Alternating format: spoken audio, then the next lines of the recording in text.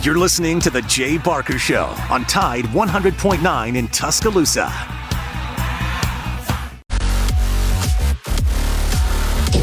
First Friday of the new year. Matt, Lars, Wyatt, the gang is all here as we bring you the show just after noon. Big Noon Sports presented by Haley Sansing Union Home Mortgage. Lars, we're just going through some of the college football sites, and it's just amazing to me. It's all about transfers. It's all about the portal. And the latest that I see here is that Quinshon Judkins, outstanding, all SEC running back from Ole Miss, he's entered the portal. Yeah. And many of these sites are indicating that he may go to Alabama or Michigan. He's the number one player in the portal now, for sure. He should be. I mean, he's from Pike County, Alabama. He's a hell of a running back. But I just always thought, and here's what I get for thinking when it comes to the transfer portal. I've always thought that guys that were really comfortable and really he fits what Lane Kiffin wants to do. I was really surprised by this, although, as I just said, I should be beyond being surprised, Lars. How are you today, by the way? Doing great here at the mothership at Tide 100.9. Good to be in studio. Got stuff to do on campus because classes are starting next week and things are rolling. And we're in that awkward, weird stage, Matt, where we're transitioning from football to college hoops. And, Alabama's got an important game this weekend playing Vandy. And, it's just all systems go. I had a nice little chat with Christian Miller just before the show. And Christian does such a great job of breaking down plays. And he was explaining to me what Michigan did on, that 4th and 2 late in the game when Michigan went for it in their own territory, and just how they confused the Alabama defense, and they did it all day long. And just Michigan showed things on offense that they hadn't displayed all season. And so Alabama had to react. And you could see that in the defensive backfield, just the confusion of kind of who's got who and how are you supposed to react when they're showing formations that they hadn't showed all season. And, you just have to give a lot of respect to Michigan and their coaches. And not only did I think I hate to say this for Alabama fans, but it certainly seems like the Michigan coaching staff outcoached the Alabama staff in that game just because of the confusion you saw on the Alabama defenders, Matt. And how he got that wide open. It's just that you don't see Alabama, even this year's version of Alabama, you just didn't see them get caught into busted defenses. And as you just mentioned, Lars, it wasn't the first time. Probably wasn't the last time, to be honest with you. But, I think what everybody has settled into as far as the vernacular here is out-schemed, because people just don't want to say that Nick Saban and his staff got out-coached. But I don't know in this particular case if there's a heck of a difference between the two, because Michigan succeeded in confusing Alabama's defense, and I don't know that Alabama's defense did the vice versa on that. So we'll see. Did Christian offer anything else? We were not privy to that conversation. I'd like to know. And then we talked about the last play of the game, and it's a low snap, so that disrupts the timing. And then Latham absolutely got blown up on that last play. I mean, he got pancaked right from the right side, and the Alabama's tight end kind of missed a block. And suddenly, the low snap, things are off kilter, and bam. I mean, it was the play call was quarterback power, and didn't work out. Although, I think with a good snap, and Jalen doesn't have to put his eyes down and then take his eyes back up, I think he sees that there is a hole there to his left. But it's football. Football comes down to just it's the simple things. And I mentioned this yesterday. It was Casey Stengel, manager, who said, "You don't win games, you lose games." And I think Alabama lost that game as much as Michigan won it. But you have to give Michigan credit because their big boys on the offensive line and defensive line, I would say that they outplayed Alabama's lines. And I did not see that coming. I absolutely did not see that coming. I thought Alabama was going to win by 17. And shows you that Vegas knows a heck of a lot more than Lars Anderson. Well, it looked to me like they were going to be real close at one point.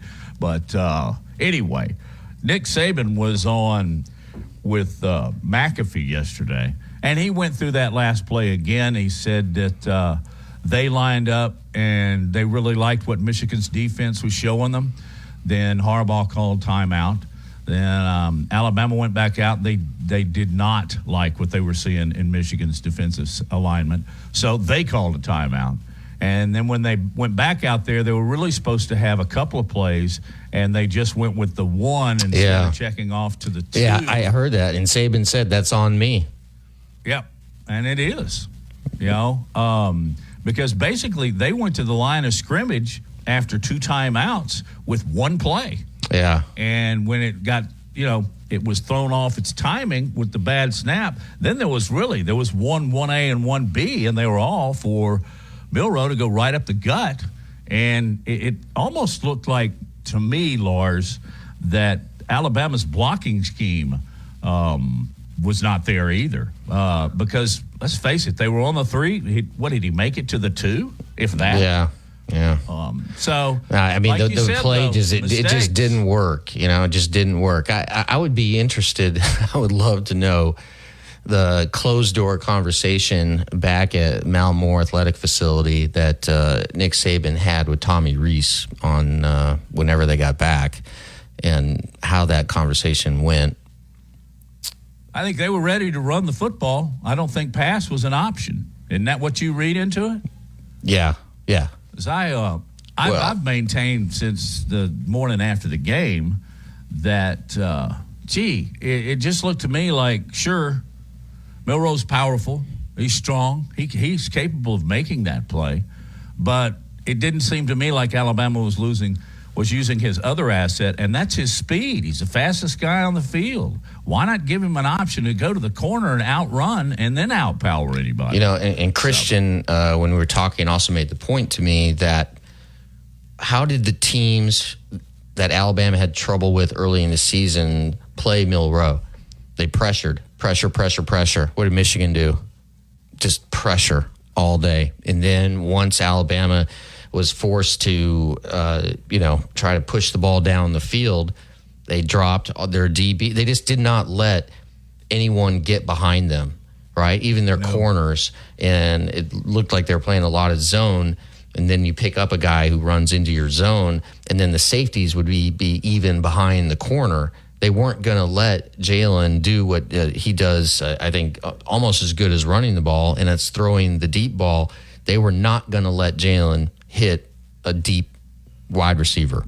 And so then you force him to just check down or hit those intermediate throws. And again, we saw several times in the game where there were open wide receivers in the 10 to 15-yard range, and he just missed it. I mean, so there are certainly areas that he will improve upon, and I think he's going to be substantially better in September, right, with an offseason now of tape and analysis and understanding of what Alabama wants to do. And when you see a coverage here, you go over here. So I think the expectations for Jalen are and should be very high for next season. I wonder where do you think Alabama – I mean, I guess this requires a deeper dive, Matt, but just off the top of your head, where do you think Alabama will be ranked in preseason polls? 5th? Yeah, me too. Like somewhere in there. Somewhere in there.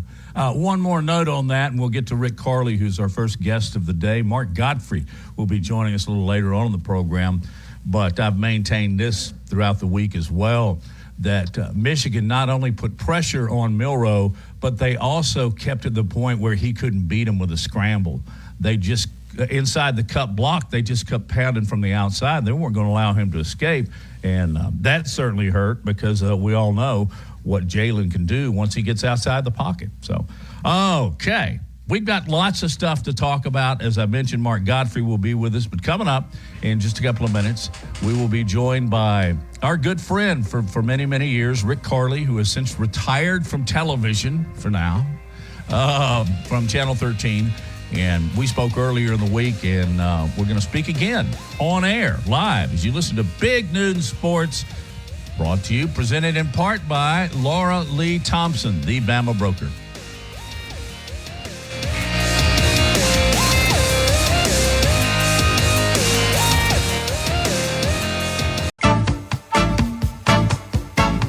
Securing the best mortgage possible requires a lender who has knowledge, is trustworthy, and treats customers like family. And no one is better at all of this than the mortgage miracle worker, Haley Sansing. Based right here in Tuscaloosa, Haley Sansing has spent decades working in the mortgage industry. With Haley, it's personal, holding your hand from contract to close. With Haley, it's about one thing, you. Call Haley on her cell, yes, her cell, 205-792-1813. That's 205-792-1813. Let Haley help you. NLMS number 230376. Tide 100.9 Tuscaloosa weather. Increasingly cloudy this afternoon. Rain becoming widespread tonight across Alabama. The high today 54. Tonight's low 42. Tomorrow rain ending early in the day. The clouds will linger through the afternoon hours. The high at 55. I'm James Spann on the ABC 3340 Weather Center on Tide 100.9. It's 51 degrees in Tuscaloosa. More Big Noon Sports coming up.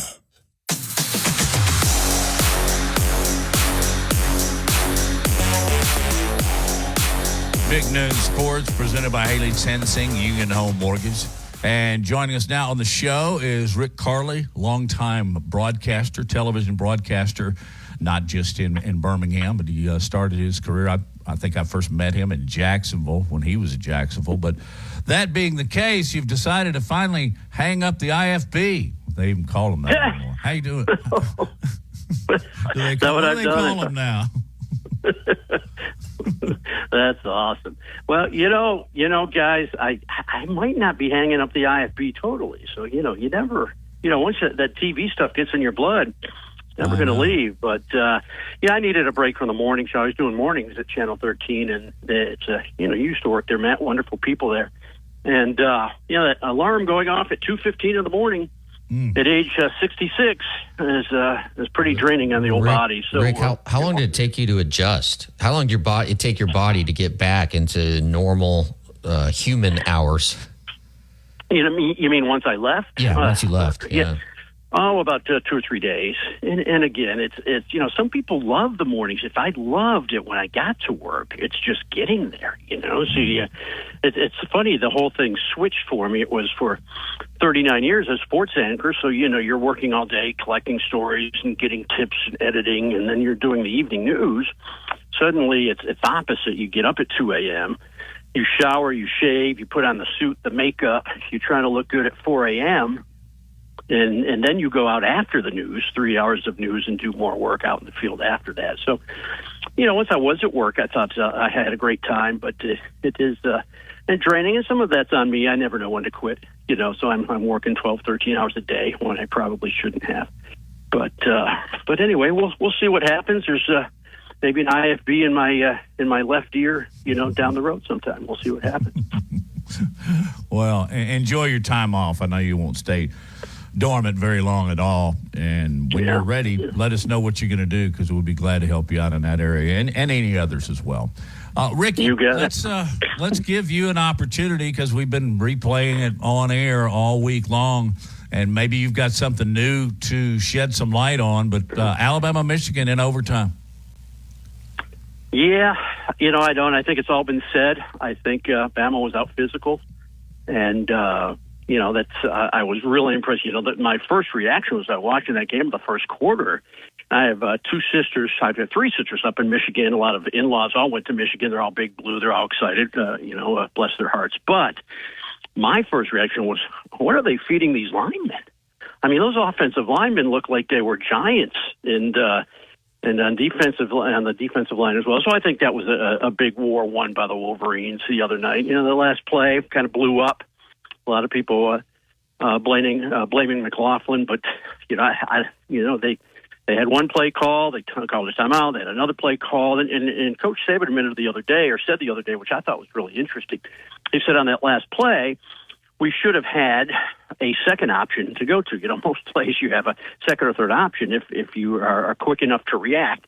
Well, it looked at it as if Jalen Milroe, the offensive lineman, did not react in time. He just tried to run it up the middle, and he didn't go to option 2. Now, that's easier for us to say. We're just watching it, drinking a beer or whatever we're doing. But Coach Saban did touch on that, saying that option 2 was not gone over perhaps closely enough, and that might have cost him a touchdown. Who knows? I mean, you can't say, but yeah, that kind of blew up on the final score. But other than that, I think everything's said.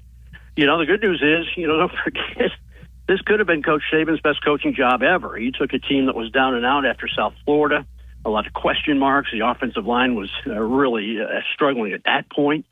Milroe was struggling. Buckner didn't work out, Simpson, so here comes Milroe, and I think he did a great job in coaching. And we'll see what next year holds, I guess.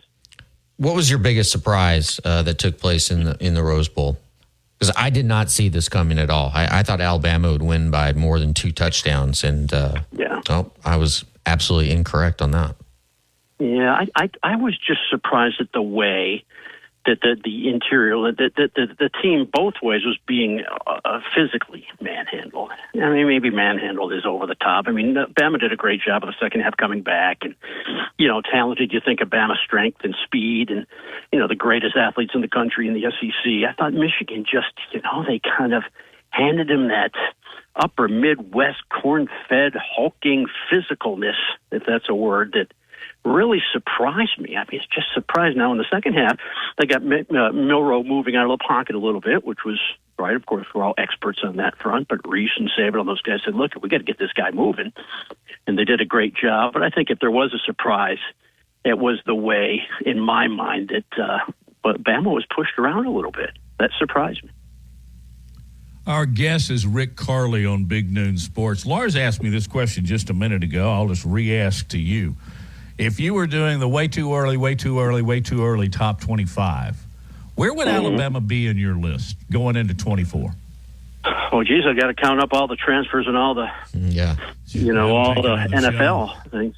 Yeah, I mean, that's another show with Terran Arnold and McKinstry, and I guess Malachi Moore is going to stay, and, we'll see. But I think when it all washes out, I've always used the line for 17 years since Coach Saban arrived. Nick Saban doesn't recruit; he drafts.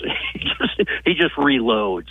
So there's other 5-stars out there. Of course, player development is his big thing. So, I don't know. I would put him. I haven't broken it down. I would probably put him 5th, 6th. Yeah, that's exactly what Matt said. Matt said 5, and that sounds about right to me. Maybe a little higher. Yeah. It'll be interesting to see how it all shakes out. But preseason polls mean nothing, and next year really the whole dynamic's going to be different with the 12-team playoff. Rick, who do you like in the national championship game? I like Michigan just because they're physical. But I watched the Washington game after that. I was really surprised there. The way that they moved, that they've got some players on there, and I thought they're not going to be able to handle Texas, and they did so. So I think people are underestimating Washington.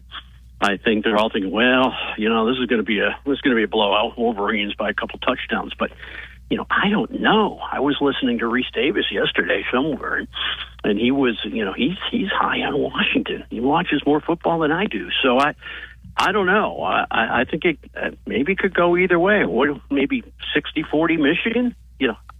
I don't know. What are you guys thinking? I go like you do until I look at some of Michael Penix's throws this past year. Then I go, gee, man, how does he squeeze those off? And he's done it in the last few games against teams that play pretty good defense. But I don't know if anybody's faced a defense like Michigan. I don't think it's a good matchup for Washington at all. I mean, I think Michigan is just going to outpower them on offense, and then as we saw in the Rose Bowl, Michigan's defense is for real. I mean, I was a little skeptical because we didn't know how good the Big Ten was, but you know what? they're pretty dang good. And I think Michigan is going to win this thing. A quick question before we have to head to our first break with you. Bill Belichick, you're a Northeastern guy. Do you think this is the end for Belichick in New England? I don't know. They're struggling, aren't they? I will say this. We're very nice down here in the South. You think football fans can get nasty, down here in the SEC or wherever. Up in New England, I mean, boy, they are tough. So they are all over Belichick. How they handle the Mac Jones thing. I mean, it is just, from Boston Red Sox fans to Patriots to Bruins, they don't mess around. So he is taking a lot of heat.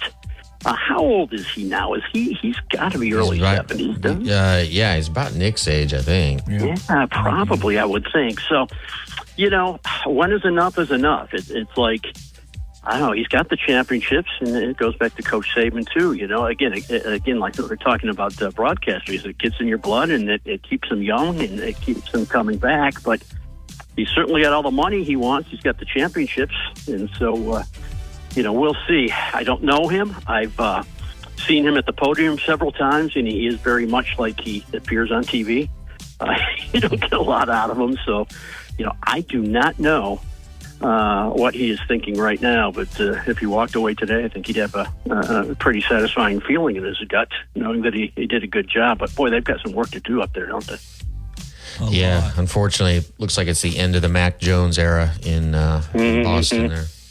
I agree. Hey, Ricky, since you're retired now momentarily, can you hang through another break? Because I want to ask you the same question about Nick Saban and his future. Yeah, I mean, the only way that's going to get in the way of a break is a pickleball game at my point, at this point. So I just, well played. I'll put that off to talk to you guys. Right. My son went as a pickleball zombie for Halloween. Ooh. Yeah, that's funny. That's very creative. Does he have to recreate himself as a 62-year-old man? Yeah, he's obsessed with pickleball. He's older than I am, and he's 8. Rick Carly is our guest on Big Noon Sports, presented by Laura Lee Thompson, the Bama broker. Back in just a flash.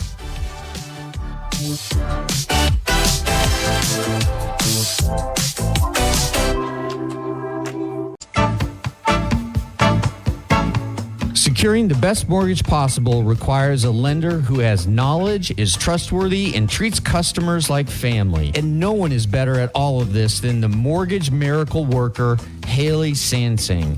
Based right here in Tuscaloosa, Haley Sansing has spent decades working in the mortgage industry.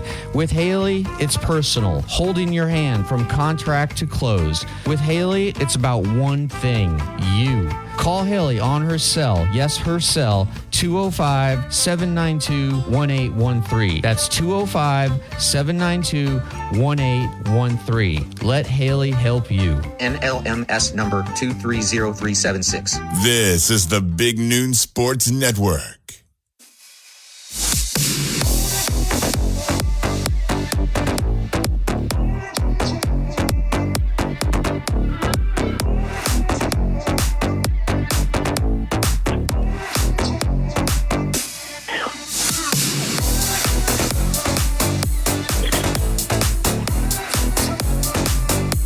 Welcome back into Big Noon Sports. We're chatting with Rick Carly.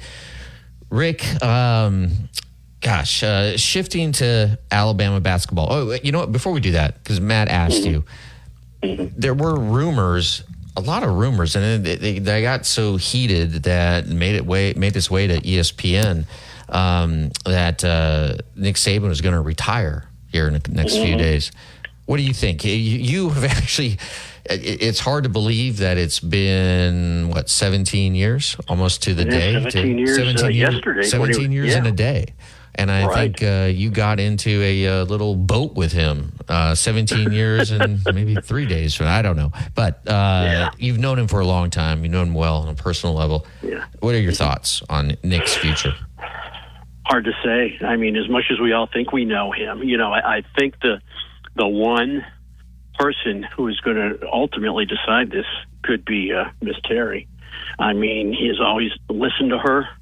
There's two thoughts in one.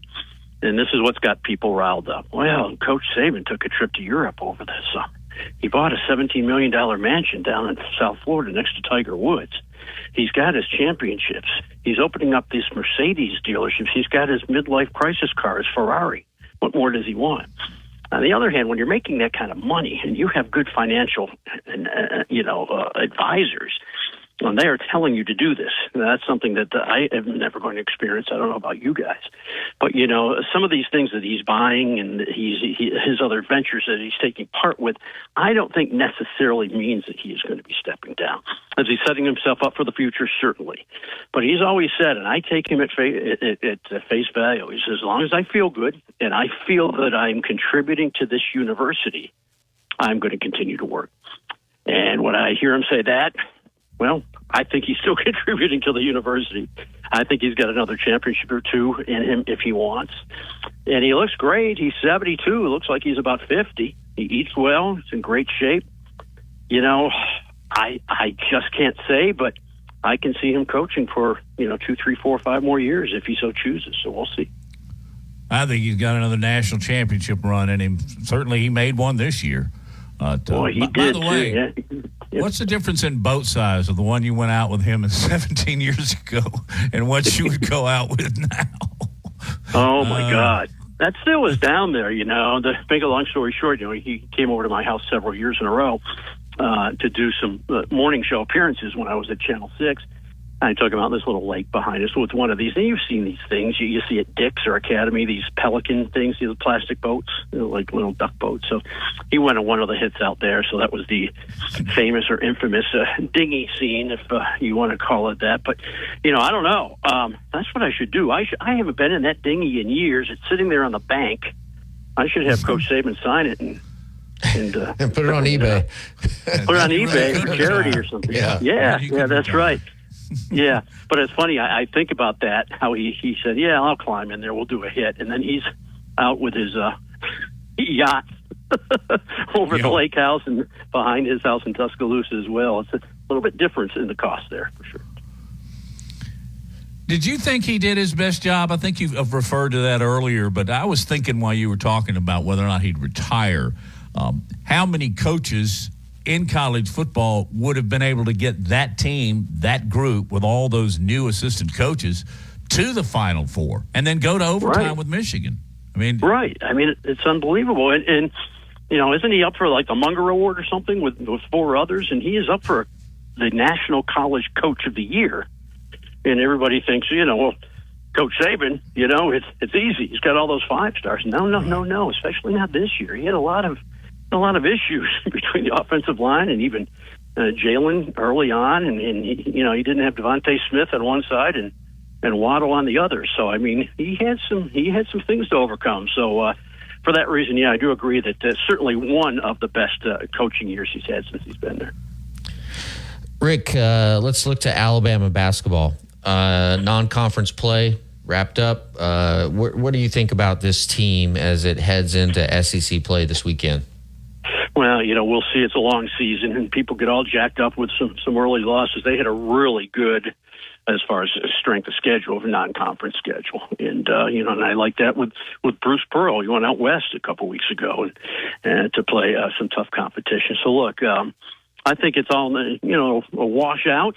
We'll see. But I'll tell you what, Arkansas. There's some good teams in the SEC. Not that there's not always. But there's some major hurdles to overcome, especially on the road. Going on the road in basketball is tough. Going on the road in any sport is tough, but especially college basketball. And we'll see. And he continues to recruit well, does Oates, and we'll see what happens down the road. It'll be interesting. Once they get into tournament play, a whole new deal anyway. So we'll have to see how they shape up, how healthy they are come March Madness. Rick, I want to back up to football for just a minute. I actually went to the game in Nashville and was very disappointed the way Auburn played. I think everybody was. But would you grade out Hugh Freeze, and who in the world are they going to end up at quarterback? Well, that's a good question. What's Ashford doing now? Is he picked his school, or? I don't think he's landed anywhere. Yeah, I don't think he has either. So have to see what that effect is. I don't know. If I gave him a grade, I would probably say a B. I think he did some good things. I think the most important thing that I think he's brought back a little bit of a buzz to Auburn. I mean, those Harsin years were rough, man. And when Harsin left, and then, there were some people not happy with the Freeze hire. You heard all that, the fallout, and how testy it got among some alumni and some boosters. But I think that he's brought back a little buzz, a little bit where, Auburn is back kind of attitude, especially with the way they played Alabama. And when they're at that ending, they still got to be kicking themselves. They had them on the ropes. But, I think it's a B plus, and that's good because I think with the previous coach, it could have been about a C minus. Rick, Tua and Talia and the whole family, and word just came out that Talia entered the transfer portal. Are you surprised by that? I may be blindsiding you a little bit because the news just broke here. Are you surprised that he wants to finish his career somewhere else than Maryland? I mean, he's the all-time Big Ten passing leader in so many different categories, and with the COVID year, he gets that extra year. Yeah. The only thing I thought as soon as I heard that was, well, he wants to go play at Miami or FAU or somewhere. Yeah, I thought Miami closer. Too. Yep. Right, and close to his home. He's got his brother down there. I think his parents still have a house in Alabaster, but I'm sure they have a house. I haven't talked to Nalu or Diane for a while, but I would think that if they're not at Tua's place, they've got a house, right by. And perhaps they're saying, look, come on down here. Come on down here. And, I don't know the relationship between him and Loxley, Talia, but I know he was the other Tagovailoa for many years, but boy, he's a heck of a player. And, perhaps it's as simple as let's keep the family together and life is too short and come on down here to the great weather and, we'll see. Miami's done some good things and, you got some other schools too, so we'll see where he ends up. Should be interesting. Rick Carly is our guest on Big Noon Sports. As long as we've, half this conversation or is leading to talking about the portal, this has not been gathered in and given proper guardrails, has it yet? What do you think they need to do? I'm not sure. It's like the whole NIL thing. I mean, college sports has changed so much. And I mean, is it all about money? Is it all about putting yourself in a better position? And, I'm not so sure what Coach Saban thinks about the NIL. I don't know if he's too excited about that. There's some people out there that would say that could be the death of college athletics as we know it. But, we see a portal, just not quite sure. But, boy, it's certainly different, isn't it? You read Remember years ago when there was this thing called a newspaper? I used to love going to the inside cover or whatever, or reading the transaction section. You see, they'd have it all listed: football, NFL, major. You see who was on the move. Well, I tell you, this portal, boy, that'd be a long list on the newspaper. You have to add another agate page. Yeah, you really would. So it's a different world, but we'll see where it goes for sure. It makes it interesting. You got to stay on the radio like your radio station every day just to figure out what's going on, right? Yeah, I think Alabama set a record. I think within 15 minutes, 8 guys entered the portal. It was just like, whoa, okay. But wow. You know what? None of what transpired was unexpected, I don't think. Yeah, I mean, just sticking with Alabama football for a second. We all have been talking for a long time about when Coach Saban steps away. Do you have any thoughts on who potentially, and I believe it's still 2-3 years down the road, but who potentially would be the ideal person to replace the legend? Absolutely not, because I think you're going to get two different factions there. One is, everybody thinks of Dabo. Well, there's the other buttoned-up half of the Bama fan base that says is not high on Dabo, not corporate enough. I don't want to use that. They think I'll say it. What the heck? They think Dabo might be a little bit of a goober. Now, I love Dabo. I do. Okay. I covered him in high school. He's a good friend of mine. He's done a great job. Very outgoing, speaks from the heart, and sometimes that can step up to bite him.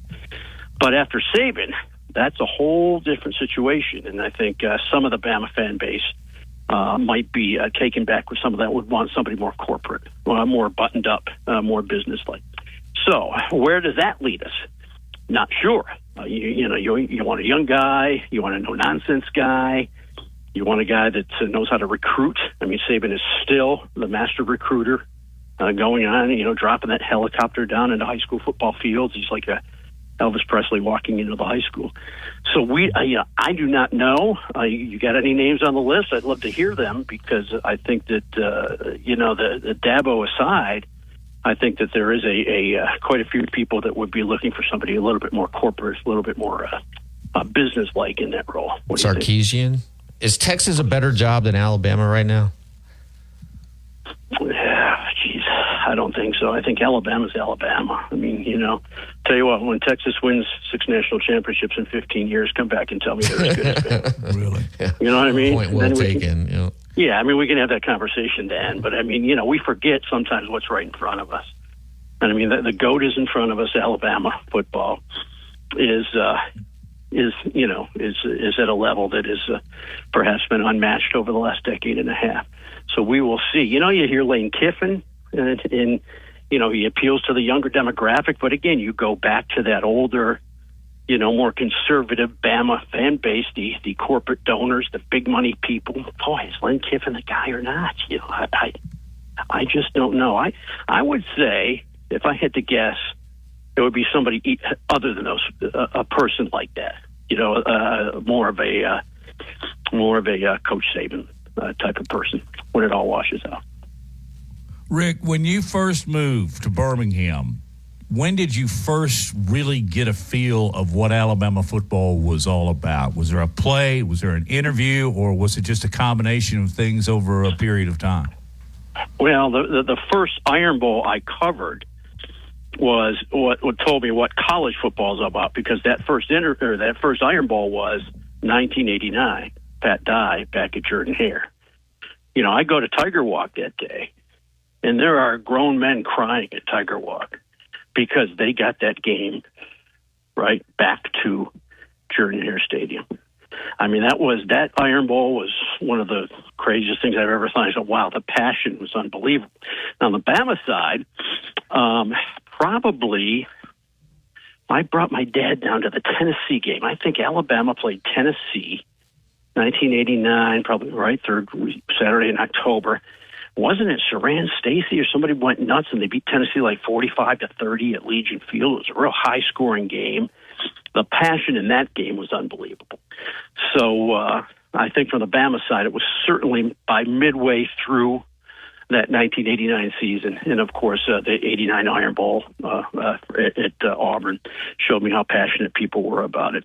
And then you go to 1990 with Coach Stallings, and then you go all the way up to Dennis Riddle and, from there. So, of course, I was in the middle of the kick six. I got trapped in the middle of the 50-yard line on that game. It took me about an hour to get out of there. I had to climb through the bushes down there. So there's been some great moments, though, in Alabama and Auburn history for me. So I'm blessed to have experienced it for sure. Well, speaking of those moments, do you have a top 2, top 3 when you look back on your career? Again, not from the state like myself, and come down here and you end up living your life here. Yeah. Best moments, best few moments covering either Alabama, Auburn. What sticks out to you? Well, probably the kick six was crazy just for a surreal part of the thing. And I was right behind Chris Davis in the end zone, and they called that timeout. They put the 1 second back of the clock, and I said to my guy, I was there to cover Auburn football players. Sheldon Haygood, my cohort over at 6, was on the other end zone covering Bama. By meaning that we chase after separate. So we flipped a coin and I picked Auburn. Well, that happened. I said to my photographer, I said, hey, before this, they try to kick this field goal. Let's not, I think he's going to make it. Auburn's going to lose. Let's wait till we get in the locker room to interview the Auburn players, because they're going to be bummed out. And then that happened. I was in the middle of it. That's crazy. The other thing, 2nd and 26. I mean, that was unbelievable. I was right down there, and they hold the media kind of off the field until the last 5 minutes of the game. They finally let us on. It went to overtime, and then when he was sacked, Tua was sacked. It was unbelievable. I said, man, I think this game could be over. Man, they got like 2nd and 26.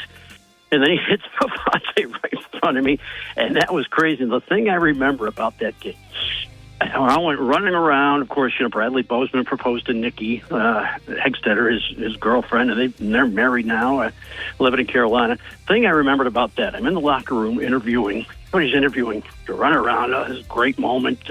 Alabama beat Georgia, and guy standing over in front of his locker in the corner. It's Jalen Hurts. So I go up to Jalen, and his back was to me, and I kind of tap. I said, "Hey, you got a minute?"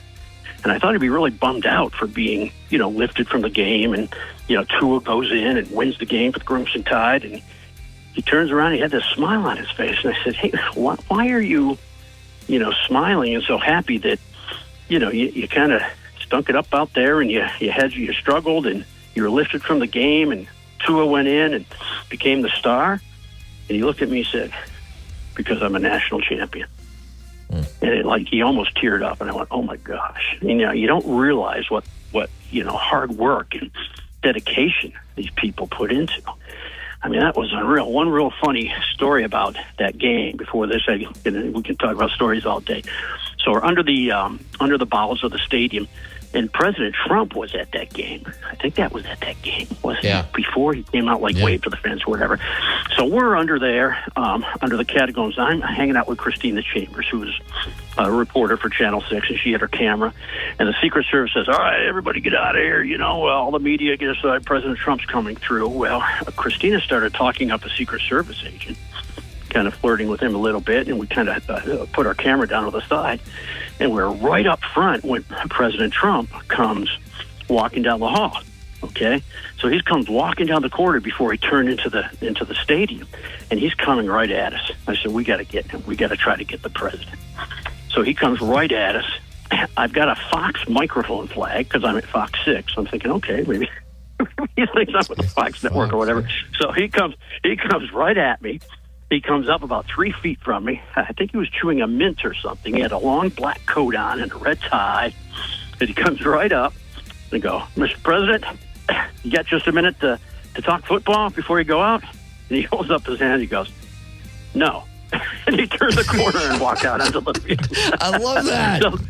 So that was my brush with greatness with the President of the United States. I got 3 feet from him, and he turned the corner and took off. But anyway. Well, you got a response. You fired the question. You were in position. You did it. You did everything you could. Did you run his response on air?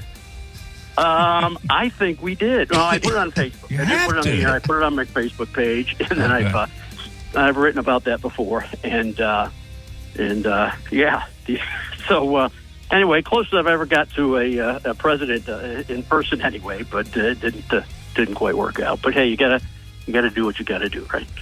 Rick, speaking of social media and Facebook, you have many followers. Tell our listeners how they can follow you. Okay, just go to Facebook at Rick Carly WVTM 13. Now, the WVTM 13 is still on there because Facebook tends to take about a month or so to take that off of there. So although I am no longer at WVTM 13 as of about 3 weeks ago, it's going to take a couple of weeks for WVTM 13 to come off. So just put Rick Carly or Rick Carly WVTM 13. I'll pop up. I got the blue check. There's a picture of me, I'm holding up a good news sign. My thing is good news now. So you'll find me. Easy to find. I'm on Twitter at Rick Carly. I'll be on TikTok soon and Instagram as well. So you can find me, and I might be hanging out with you guys a little bit more, and we'll see what happens. So easy to find. So you got any great stories, you let me know, and I'll take care of you. Thanks, Rick. Great stuff, Rick, man. I'll be in touch with you. All right, guys. All right. You have a great day, and have a good day. All right. Happy New Year. All right. Got to get to our break when we come back. Well, what more? Transfer portal? I don't know. We'll let Lars decide. You're listening to Big Noon Sports.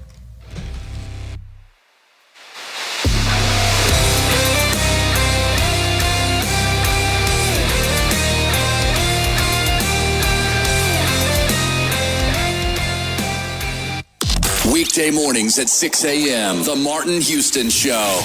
Join us on the Martin Houston Show as we keep the conversation rolling about Alabama in the postseason. We'll add Kennington Smith III to the conversation.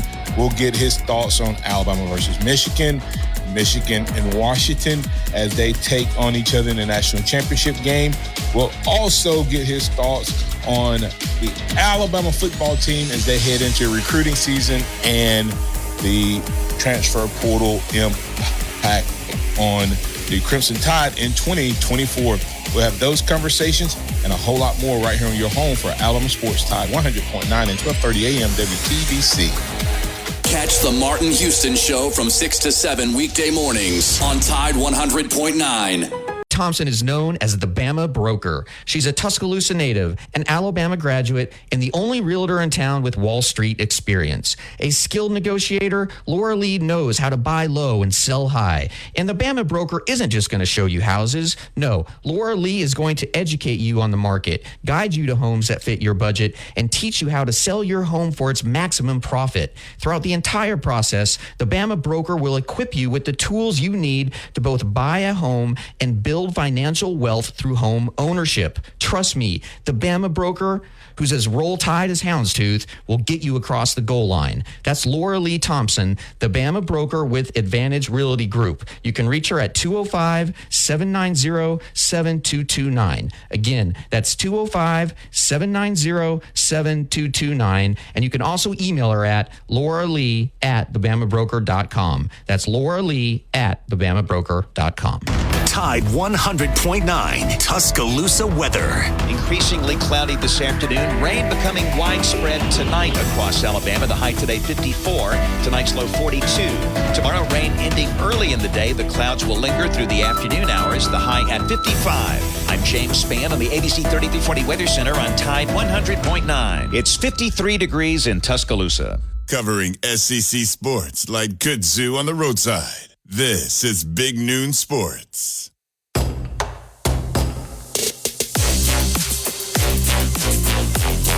Lars Anderson, Matt Coulter, Wyatt Fulton, bringing you the show on this chilly Friday afternoon.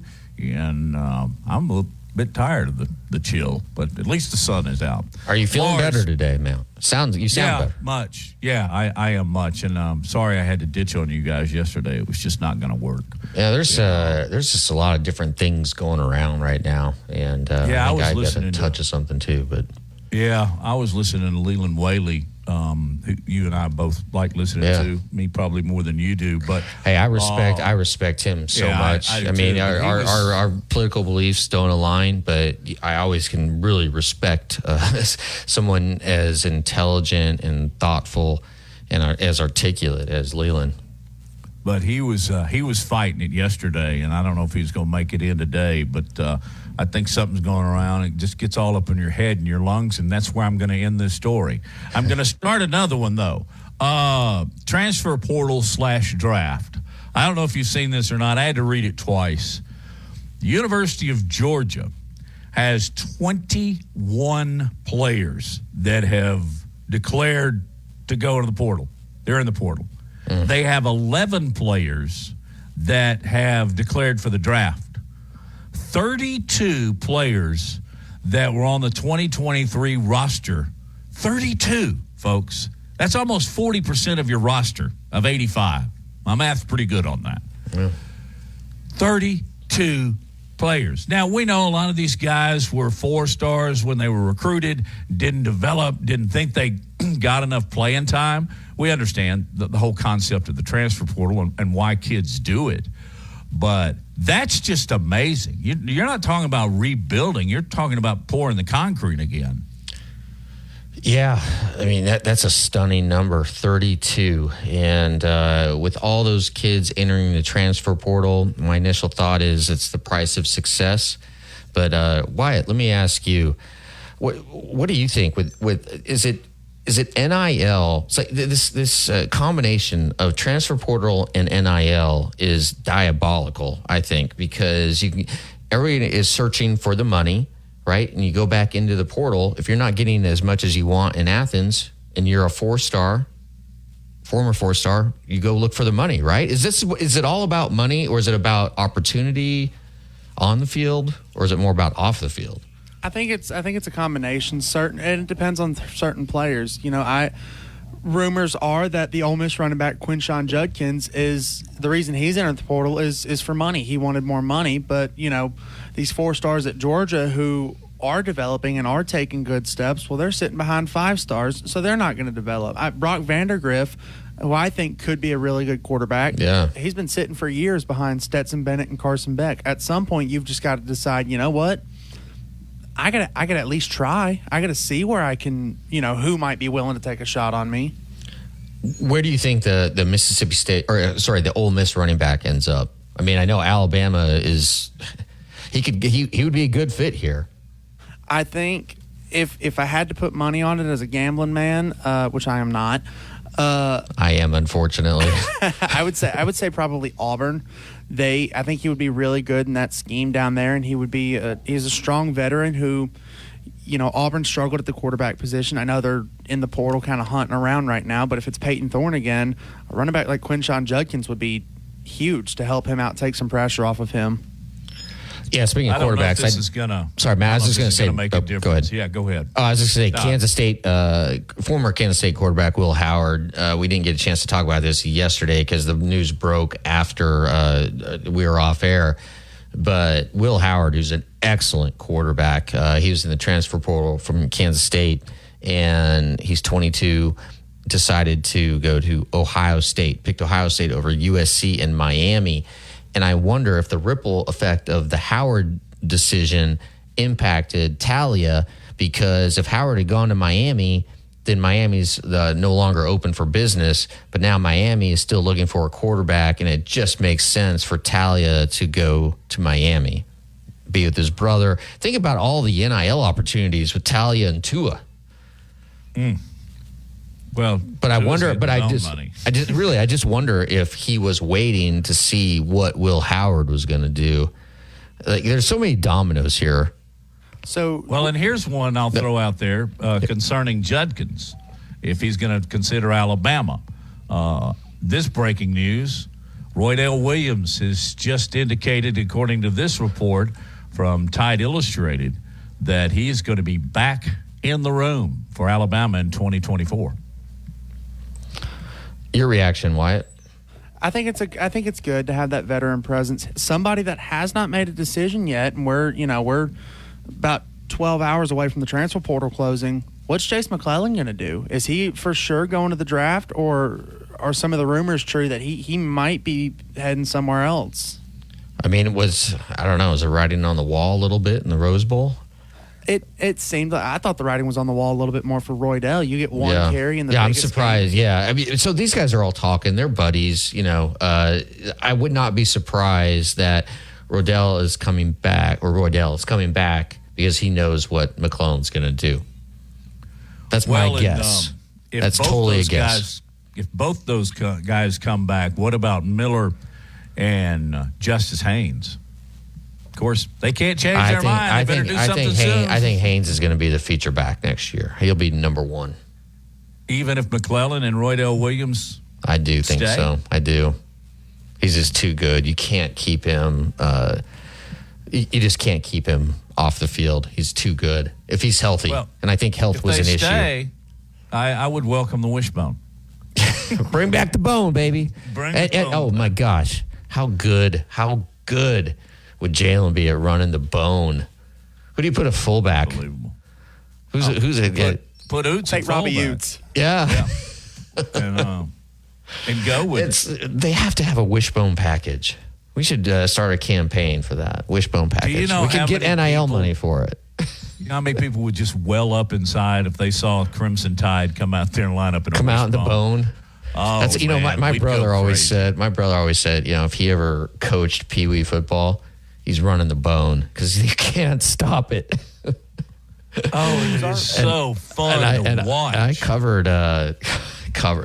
covered is in quotation marks, the Pop Warner National Championship down in Orlando one year, and the team that won it ran the single wing, which is what Pop Warner ran. I loved it. Exactly. That's fitting. It was very fitting. It's a fun story. We ran the single wing when I was in 80-pound football. It was a lot of fun. You have to tell you what, you had to practice. Was our offensive coordinator even born the last time we ran the wishbone of the single or the wing? When was that? 32? Yeah. Last time Alabama ran the bone was in The 70s or 82. Yeah. So that would up be through Bryant's years. So, all right. Lively first hour. We're going to talk some basketball with former Alabama player and head coach Mark Gottfried. He'll be with us in just a few minutes as you listen to Big Noon Sports.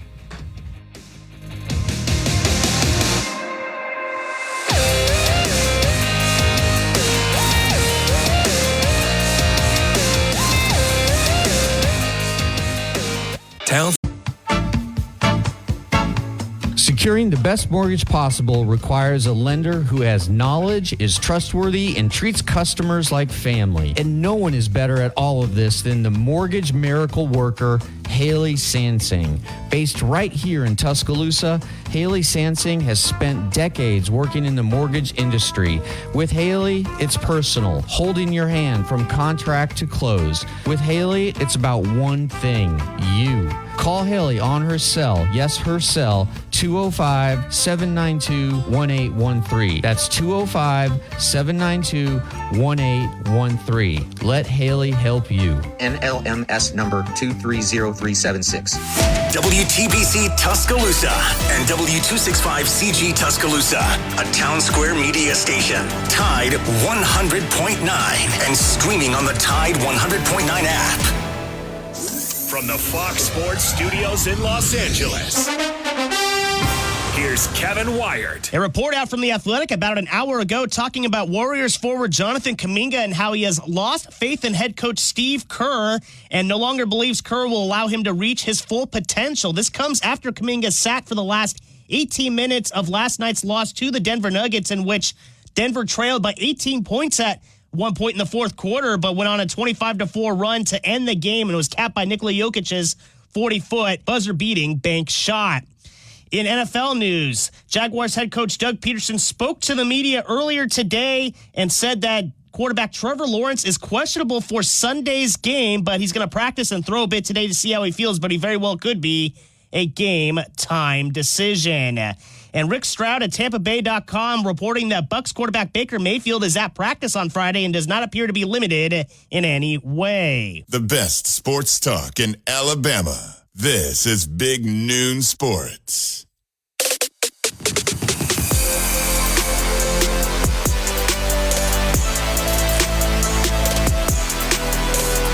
is Big Noon Sports, presented by Haley Sansing, Union Home Mortgage.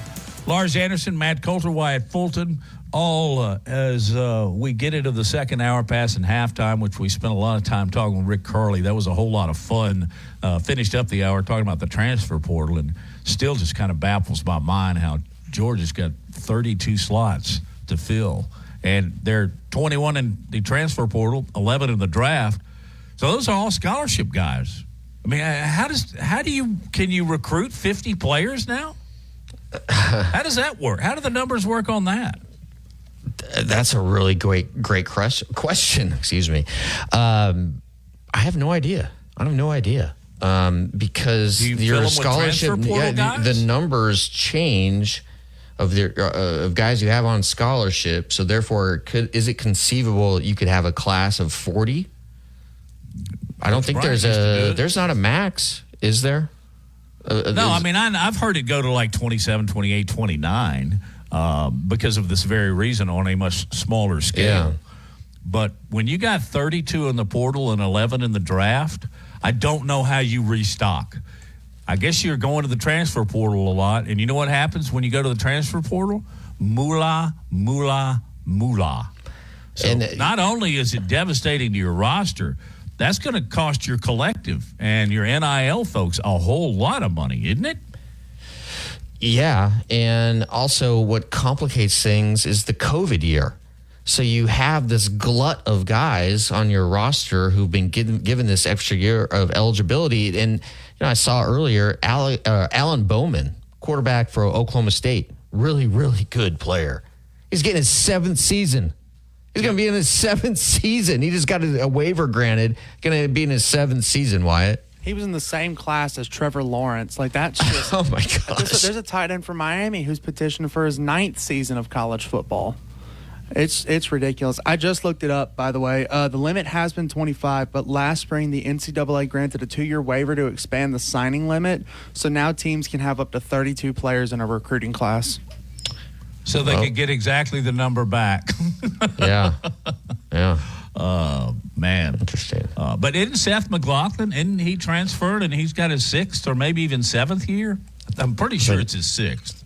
I think he is about to. He's entering either his 5th or 6th. I want to say 6th, and yeah, I think he's entering his 6th with one more year of eligibility. I think so. He's going into his final year, and he's visiting Ohio State, or at least he was a couple days ago. Yeah, he was on his way to Ohio State yesterday, and it'd be interesting if he ends up there, and then Alabama ends up playing Ohio State at some point next season.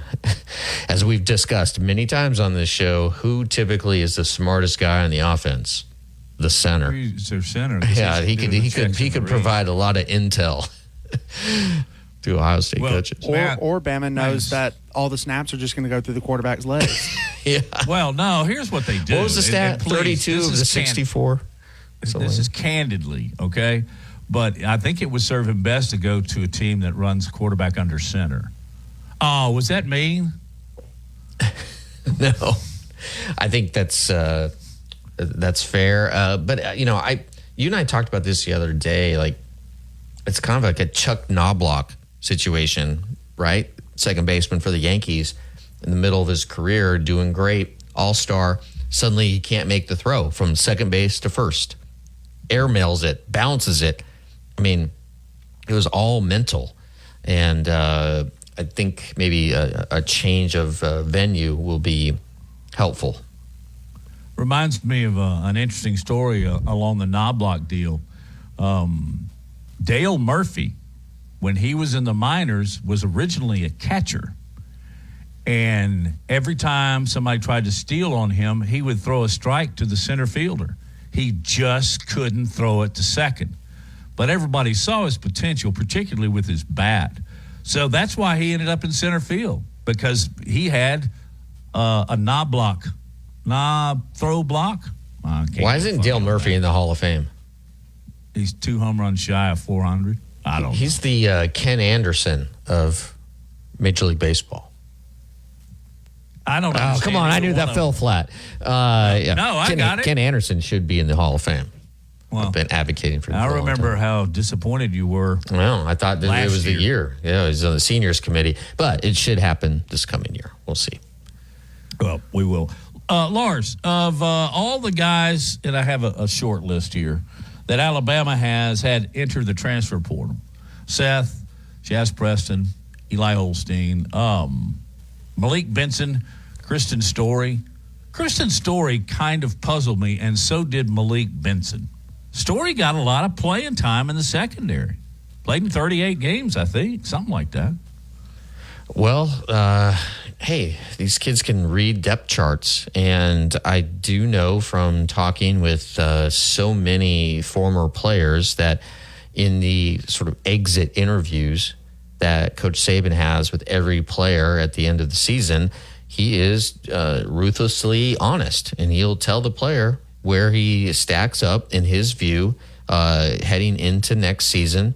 And, I think the raw honesty is very, very good because of there could be opportunities away from Tuscaloosa that would be greater and of more benefit to the player and his family than they are in Tuscaloosa. And so, again, I'm not surprised by any of these guys in the transfer portal, and they're just trying to do what's best for them and their family. I mean, I never thought I'd be saying this about a college athlete, but go where the money is. You should go where the money is. So you would think a guy, and I really, I was sold in Benson after the spring and really thought that he was going to be in the top 2, maybe 3, the wide receiver room.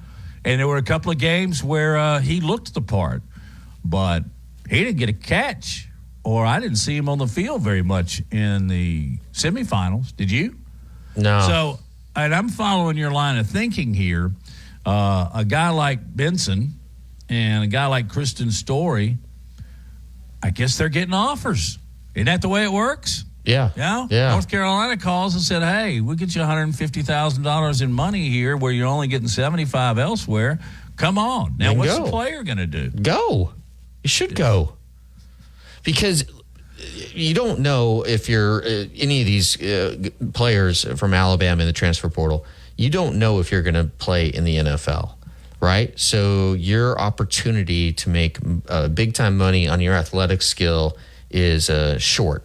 The window, it could be very, very short. So you should take advantage of it when you can. And look, when the guys who enter the transfer portal, they are getting information from all sorts of different sources. And I do know, like as I just mentioned, that Coach Saban is just very straightforward and upfront about where a player ranks in the sort of roster, and if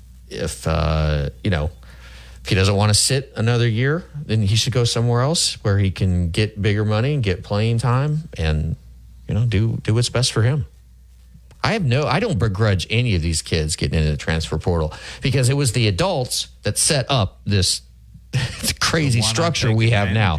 And it's the leaders of college football that have gotten us to where we are now.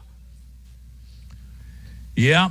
And so far, particularly with the NIL, I think they're trying to, give a little bit of direction with the portal. I mean, they've changed it to where you can only transfer once unless you're a graduate. Isn't that correct? Yeah. But still, there were, 1,500 guys in the transfer portal? Oh, I don't even know the number. I mean, it's an insane amount. Speaking of which, good question for you, all right? Because I've seen a lot of posts, a lot of social media chat on this. When a player has opted out, should he be allowed to travel and enjoy the bowl season? Does his scholarship and meal money continue? I would say no. Once you're gone, you're gone. You're basically saying, I quit. So you've quit the team. You're done. I think everything. Not on the roster. Everything ends. I would assume, I don't know how that works, but you are essentially saying, I'm no longer a part of this team. I am not willing to play for this university anymore. Therefore, once that pronouncement is made to the head coach and to everyone on staff, then I would assume that everything is cut off, and no, they should not be allowed to travel on the school's dime, because they are no longer providing they're no longer upholding their end of the commitment. Right, but we saw on the sidelines, I wish I could pick out one particular player, but I can't remember. They probably have enough money to pay their own way if they're opting out. That's I didn't think about that part. And then you just give them a credential. Then you just say, hey, you can get on the sideline. Yeah. I'm okay with that, but I don't think I would be okay with them continuing to live and receive stipends for housing and meals and so forth. Yeah, that $80 a day meal stipend, that won't mean anything to these guys who are opting out. I'm surprised Brock Bowers didn't opt out. That really, I was like, that took some guts. Well, and we talked earlier about D'Elia. He's going into the portal, but nobody should be surprised by that. He opted out for his own bowl game. So, and I don't think anybody, was he going to go to the NFL? I don't think so. Anyway, it's just all a part of the world of college football that we now live in. Let's talk some college hoops with Mark Godfrey on the other side of this break as you listen to Big Noon Sports, presented by Haley Sansing, Union Home Mortgage.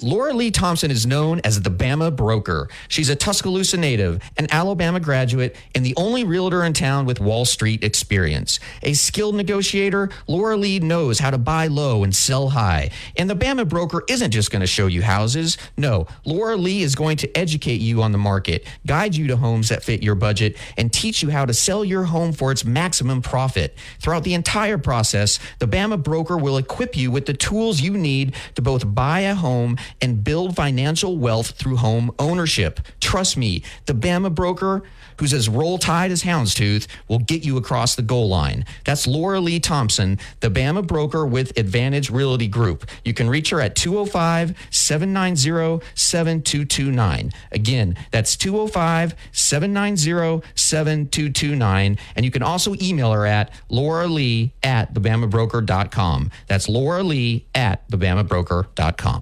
Tide 100.9 Tuscaloosa weather. Increasingly cloudy this afternoon. Rain becoming widespread tonight across Alabama. The high today 54. Tonight's low 42. Tomorrow rain ending early in the day. The clouds will linger through the afternoon hours. The high at 55. I'm James Spann on the ABC 3340 Weather Center on Tide 100.9. It's 54 degrees in Tuscaloosa. From T-Town to the Plains, this is Alabama's most in-depth analysis on the SEC. This is Big Noon Sports. Presented by Laura Lee Thompson, the Bama Broker. Our next guest coming in, I think, from California, maybe in points between. Mark Gottfried, who played at the University of Alabama and went on to coach Alabama to its most successful season ever, getting them to the Elite Eight. Mark, my name is Matt Coulter. We met 40 years ago. I hate to bring that up, but it's been that dang long ago. How have you been, man? Do you live out in like Van Nuys or some cool place in California full time now? Well, first of all, I was actually feeling good to not feel old after you just said that. Well, just remember, I'm a lot older, so does that help? No, I'm in Newport Beach, California. It's tough life, so I figured I'm going to handle it for a little bit. It's a good place. So you kind of finished up at Northridge and just decided to keep your stay out there in the West Coast? Yeah, I have. I've enjoyed it, and my children are all here, and so they've moved from North Carolina to here, and so anyway, family's kind of where your kids are for the most part. So, but I've enjoyed it. I actually. My mom always tells me, said, you're out there with all the fruits and the nuts in California, but it's good. I enjoy it. This is Lars Anderson here. Nice to talk to you, Coach. Several years ago, I did a story on Mr. Irrelevant, the last player drafted in the NFL draft, and it is in North Beach where they have the parade. And so went out there, just shadowed him for the parade for Mr. Irrelevant and all the different activities. And then we were hanging out at a little restaurant right on the beach, and I hear these 5 high school kids all talking about Alabama, and it turns out all 5 of them are going to Alabama. And I asked them why. They said, "Well, that's where winners go." And I was blown away. I was blown away. Do you see many Alabama fans, Alabama students out there? Well, it's interesting. It's a great point. So a couple of years ago, I was up a little more into L.A., and I was asked by the Alumni Association at Alabama to speak to some prospective student athletes. So I go to this event thinking there's a handful in there, and I walk in the room. There must have been 50 or 60 kids that were showing interest in Alabama. I've got a ton of friends that live in California, and I think Alabama, the school, has done a great job of recruiting students, not athletes, just your normal students, and they're getting a high quality academic student that maybe wants to get away or maybe just didn't get into the UC system. So Alabama's done a great job, but there's kids everywhere in California and where we are here in Newport Beach that really, really look at Alabama seriously. Mark, have you had a chance to see much of this year's Alabama basketball team? And go ahead and do a dive on the job you think Nate Oates has done. Well, I haven't watched him this year. Well, I watched glimpses a little bit of the Purdue game, but I really haven't had time. But I will, and I have a lot of interest. I think he's done a great job, and he's done it a little bit differently than a lot of the coaches in the past. If you go back from really starting with CM, Newton, and then Wimp, and then, myself, it was really a program that was kind of, focused on, not just the in-state recruit, but, in-state and then, Jackson, Mississippi or Atlanta or, somewhere in that area. And Nate's done a great job of bringing in some really good players from other parts of the country. I think that football and the success that Nick has had, I think it's really helped. Because I think it's opened up some eyes of kids outside of the South that might look at Alabama a little bit differently and want to go there. So, but I think he's done a great job. Last year's team was just fun to watch, and they just kind of ran into a grown man team in San Diego State. But, I hope they can get rolling this year pretty well. What are the unique challenges when you're coaching Alabama basketball? And again, just if you could do a deeper dive into what has made Nate Oates so successful in Tuscaloosa. Well, I think the first thing that's interesting about Alabama, and I played there obviously, so I was very, very familiar. And then being the head coach for 11 years, that's a good long time. And probably the thing that's the most interesting is getting used to being the basketball coach when the football team is just so popular. And it's just, it dominates the majority of the fans, the media, the talk shows, the discussions, Alabama football, spring football, recruiting football. And quite honestly, I tell people all the time, probably my last 2 or 3 years as the head coach, I didn't handle that very well. We had been ranked number 1. We'd been in the Elite 8. And I got frustrated. And looking back, that was a really big mistake on my part. And I was frustrated because I felt like, we were selling out the arena. It was really exciting. It was all good. But then I started letting that eat at me every time, like, we need to get carpet in the locker room, guys, and that's a struggle or whatever it may be. And so it's just unique, because football is so big and they've done so well. Then obviously with what, Nick has done, is taking it to another level. So it doesn't seem to me to appear that bothers Nate. He's never asked me, but that would be the thing, because it's a great job and a great community, a great school. It's great everything. And you can't let that kind of, creep in and bother you to a point where it affects you. And it probably did me there towards the end. Mark, just a brief history for those of you that might not be aware, but you originally from Ohio, correct? Mm-hmm. And you went to Oral Roberts, where you like a freshman All-American. But you transferred. You were a transfer guy when that wasn't even mentioned. Was it a difficult process then? And how do you see the transfer portal moving forward now? Well, I've always told people sometimes transferring is good. It's good. It's like a bad marriage sometimes. You try your best, and then, at some point, you hate to say it, but it may just not work. And so sometimes that's the same with transferring. Personally, my own personal opinion is I liked it when kids had to sit out. I didn't think there was anything wrong with that. I did it. I sat out. I matured. I spent a year in the weight room. I got better. I improved as a player. I became a fifth-year senior. I was in graduate school my last year there. I graduated after my, junior athletic year because that was my fourth year of college.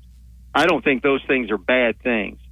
So I'm not a fan right now of these kids hopping all around every year. It's frustrating. And I just don't know that it's the right message you always send to kids, because I think right now it's so easy just to cut and run. If it's not going my way, if I'm not playing or somebody beat me out, it's so easy to transfer. And so I just don't think it's good. And if you can remember, Matt, some of you guys may remember if you go way back, in 1985-86, our team was pretty good, and we added J.J. Jackson, who's done a great job as a high school basketball coach there. Sure. J.J. came in and transferred in from West Texas State. He's a Montgomery guy. But J.J. Jackson was breathing down my neck every day of practice that he was going to take my starting position. And J.J. was so valuable to our team. He came off the bench and we rotated around. But competition is what makes you better.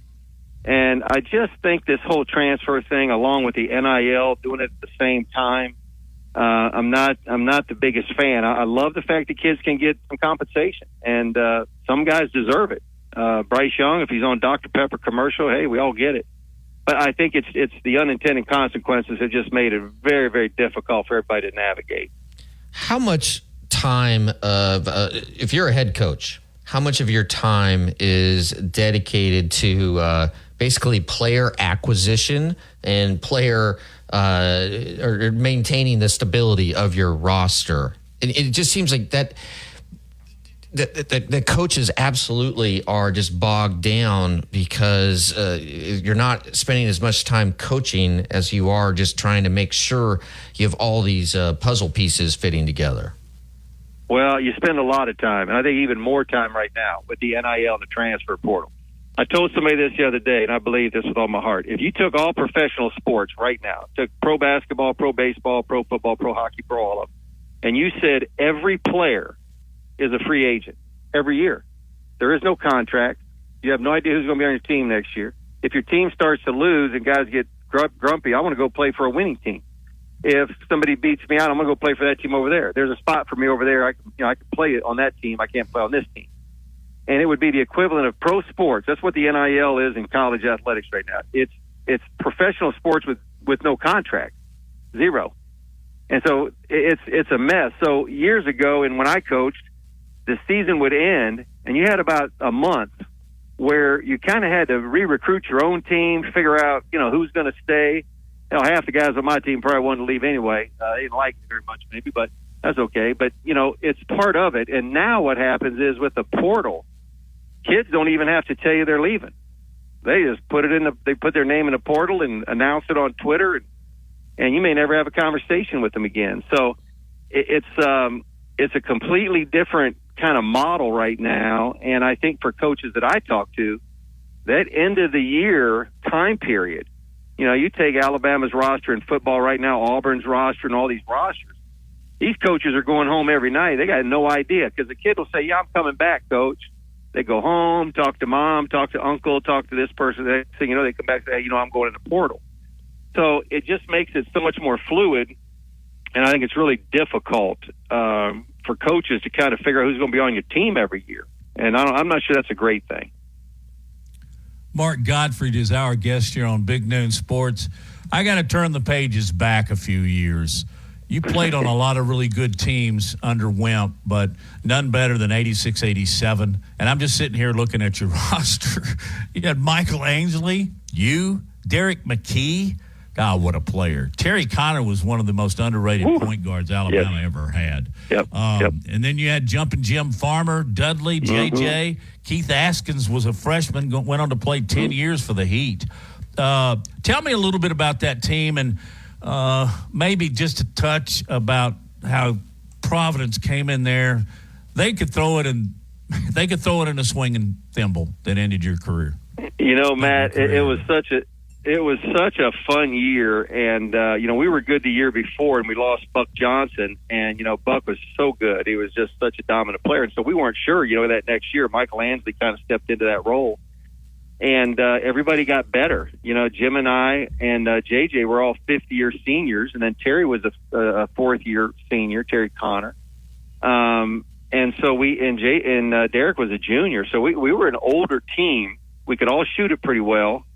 And it was just magical. And I'm going to tell you a great thing that happened a couple months ago. I had to go back to Murray State for an event they had for one of my teams there. And so I flew into Nashville. I got Jim Farmer. We hopped in the car, drove down to Birmingham, and we spent the day with Coach Sanderson. I'm going to tell you guys, it was as wonderful a day as I've ever had. And, it's a guy like, Coach, you kind of forget how good his teams were. And we were sitting there having lunch, and he commented to us, that 10 of his 12 years as the head coach at Alabama, they were in the SEC championship game of the tournament, the championship game, 10 out of 12. And, so that year, though, it just all came together, and we just ran into a team that, on that given night, they were hotter than a pistol and, couldn't miss. And, every time I see Billy Donovan somewhere, actually, I was in Philly the other night and went to the Bulls game with him, and we were talking about it then, how he torched us that night in Louisville. So it's hard to get away from that one. That one hurts. Coach, do you have a player who really sticks out in your mind that you coached when you were at Alabama? Not necessarily a favorite player or best player, but just someone who has kind of stuck with you through all these years. Well, Mo Williams and I have always stayed close. He was actually on my staff out here at my last coaching stint, and so Mo and I have been close. But so many of those guys, I tell people all the time, like you take Irwin Dudley and Chuck Davis, Rod Grizzard, and you talk about wonderful, wonderful people. Forget players. I mean, we had so many that were like that. Demetrius Smith, high school basketball coach now, just a phenomenal. We had so many good players that were wonderful people. Some of the guys I wish would have hung around one more year. I think they would have had long-term pro careers, like Kennedy Winston. Just 1 year, I think, short. Rod Grizzard, 1 year short. Just one more year, and I think those guys would have had careers in the NBA. They just might not have been ready. But we just had great guys, and we recruited strong character kids. We never wanted to undervalue that. And so many of those guys have gone on to just become unbelievable citizens. So that makes you feel really, really good as a coach.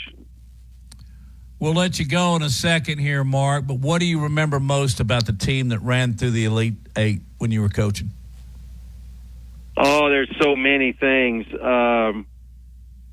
Antoine Betway always tells the story. We were getting ready to tip it up against Syracuse in the Sweet 16, and I brought them all together over there, and we had just broke the huddle. They were walking out for the jump ball, and I said, "Come back here, guys!" And they all came over there. And Antoine tells the story so good. I said, "Take a look over there." And we looked down to Syracuse's bench. I said, "I don't see Carmelo Anthony down there anymore." And there's a big smile on their face, and Petway jumped up and hit the first three of the game, and we were able to beat the defending national champs. We just had to play a phenomenal UConn team, but that team had so much kind of never quit. Our record wasn't that great going into the tournament, but boy, did they get playing well at the end, and that was a lot of fun.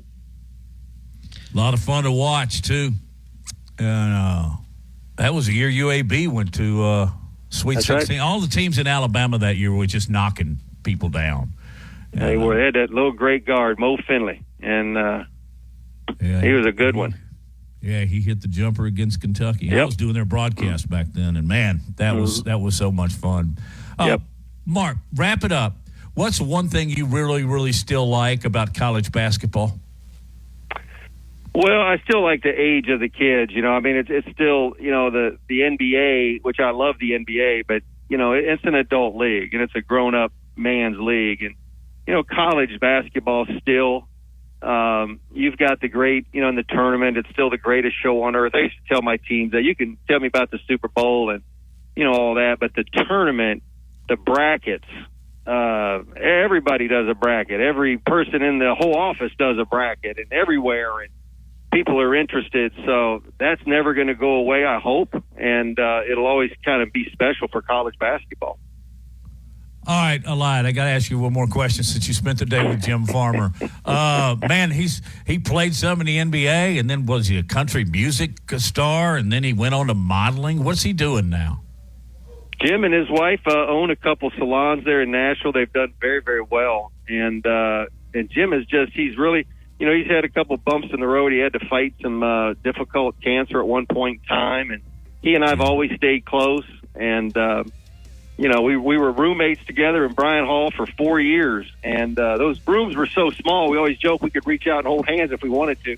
In bed, the beds were so close together. But we became great friends, and he's doing he's just really doing well. Mark, thanks for your time. It's been a real pleasure, and Let's get into the SEC schedule and bring you back on. It's been a lot of fun. Anytime, guys. Thank you. Thank you, Mark. Thank you. All right. There's Mark Godfrey living a life in California. But, man, he had a very, very successful coaching career. Man, I think, Lars, here's a stat for you. Yep. I think Mark Godfrey ended his college career 47% three-point range. That sounds like that. That sounds like Lars Anderson. Yeah, well, Lars Anderson in the New York Times published affair league or whatever you play. The press league. Oh, yeah. SI going against New York Times. We'll take a break and we'll wrap up this Friday edition of Big Noon Sports, brought to you by Laura Lee Thompson, the Bama Broker.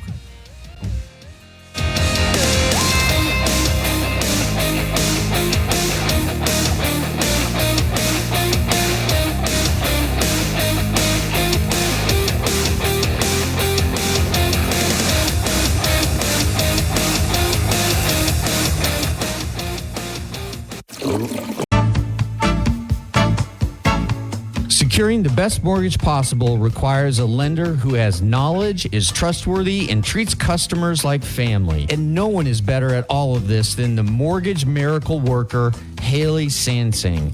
Based right here in Tuscaloosa, Haley Sansing has spent decades working in the mortgage industry. With Haley, it's personal, holding your hand from contract to close. With Haley, it's about one thing, you. Call Haley on her cell, yes, her cell, 205-792-1813. That's 205-792-1813. Let Haley help you. NLMS number 230376. From T-Town to the Plains, this is Alabama's most in-depth analysis on the SEC. This is Big Noon Sports.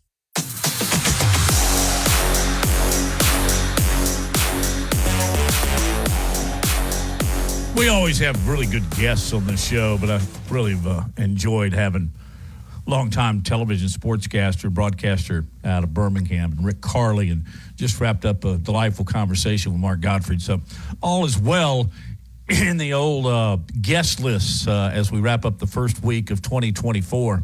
I don't know if it was you or Lars that put this on our thread, but Philip Montgomery, did you see this, Wyatt, that Philip Montgomery is gone? Yeah, I saw Auburn? that. He was only there for one season, and I guess Hugh Freeze didn't like his offense. Well, I didn't like what I saw in Nashville. I don't. What the game against New Mexico State was laughable. Were they running Hugh Freeze's offense, or did he give Philip Montgomery the whole shebang? I got to think he had been doing the majority of the play calling for them to go ahead and let him go. But I wonder what that means further down the road. Is Hugh Freeze going to put the headsets back on and start calling plays? What do you think? Really and truly, it almost felt like Jimbo Fisher making a offensive change last year. It was like they hired Bobby Petrino, but everybody was saying this is Jimbo's offense. Like, why are we? It almost feels like just kind of a window dressing, basically. Like, yes, he is the offensive coordinator, technically speaking, but they're running Hugh Freeze's offense, and so it's Hugh Freeze that's not quite able to develop the offense like they were wanting to, and Peyton Thorne just did not take the steps that they thought he would. You know, Peyton Thorne, when he was on and playing very well like he did against Georgia and Alabama, I wouldn't say he's the best quarterback in the SEC, but at least he was kind of maintaining that mid-level. But the other side of this, I really hesitate to talk too badly about college players, but when he was bad, he was real bad. And I don't know if that was a result of bad play calling or is he just a guy that runs hot and cold. So we'll see soon enough. Also, I guess this came out last night, and we hadn't talked about it yet, Wyatt, but Deontay Lawson is staying. In my mind, not just due to his ability to play linebacker, but how smart he is and how he makes the calls. That's huge for this Alabama defense, especially one that's going to lose so many in the secondary. Absolutely. They're losing 7 defensive starters once you add in Trezmen Marshall entering the draft. You can argue whether or not he was a starter, but at the end of the day, starters were announced pregame. Trezmen Marshall's name was always up there, so I tended to call him a starter, but Lawson coming back is going to be huge. To have a veteran presence who now has a full season of starting experience under his belt at the linebacker position is just huge. And then you get just a freak athlete at linebacker with Jihad Campbell standing next to him, and it's going to be one of the best not wide receiver, excuse me. It's going to be one of the best linebacker duos in the country. Got to have an edge guy though now. Who you think's going to jump in there? May be determined here. To be determined. I tend to think that Coach Saban's going to go with a veteran in that position. So you're looking at probably Quindarius Robinson, who's been with this program for years. And I saw a stat the other day. It's not true anymore, but at one point, the only player that was guaranteed to be on the roster that had a national championship ring was Quindarius Robinson. This was when we all thought Malachi was leaving and everybody else was leaving. But at one point, we were only going to have one player with a national championship ring sitting on his desk, still on the roster. What's the word in Tuscaloosa about Malachi Moore hanging around? Yeah, it's very helpful considering the secondary is going to be very inexperienced when it comes to games started. Caleb Downs was going to be the most experienced player in that secondary, I believe, other than Trey Amos, who didn't start a game here in Tuscaloosa. He started he started a season in Louisiana, but Sun Belt competition versus SEC competition is considerably different, as a lot of people like to say with that. So just to be able to have Malachi Moore, who's now he started his freshman season, played intermittently his sophomore and junior year, and then started every game this season when he was healthy. So just to have that veteran presence is going to be just crucial for that defense. Yeah, Moore and Lawson coming back is really big, as you mentioned, for a team that's losing so many starters. So, arguably your two best communicators on defense, too, with Lawson and Malachi. And unfortunately, there were times in the game against Michigan that even those guys were a little confused. Or maybe it was everybody around them that was confused. But that was tough. Michigan moved Alabama around a lot and got them in situations where Alabama just left guys wide open. But, they did. It seemed just really uncharacteristic. I remember watching. I've unfortunately made the decision to go back and watch that game. I was about around halftime before I had to come up and produce this show. But that first touchdown to Blake Corum, Lawson's pointing, telling Caleb Downs, "Hey, you need to run with him. You need to go that way." And Downs just doesn't read it or doesn't pick up on it in time. And, of course, Blake Corum just basically walks into the end zone whenever he runs that little out route on the first touchdown. He's a heck of a back, by the way, in case you haven't noticed. He is, and He's I'm not only discrediting 5'8". Michigan there. They're no, phenomenal. They're good. Who have you got Monday night? Who are you thinking? I've been kind of back and forth on it. You know, Michigan plays a really physical ball game, and I was just like everybody else. To me, I was thinking, oh, well, Washington's not going to be able to handle Texas. They're not going to be able to handle the physicality, and then Texas has the offense to keep up. I picked Texas last week or earlier this week, but I think I'm going to go Washington here for the national championship. That offense, I don't know if Michigan's going to be able to score like they'll need to. They can, but I just don't know if they'll be able to keep up. Michigan will take, they'll extend the clock and run their game plan and score, and then Washington's just going to turn around and Michael Penix is going to fit a ridiculous pass to Rome Dunes or somebody in that wide receiver room and tie the game up with half the speed that Michigan does. Michigan would be, if they could get the kind of pressure that they got on Jalen Milroe in the first half.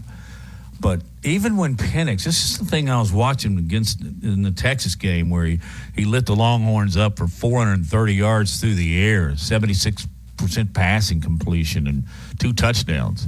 That when they forced that guy out of the pocket, he still made these unbelievably these throws that had so much mustard on them. But he would thread the needle between 2 and sometimes 3 defenders, and his wide receivers would bring it in.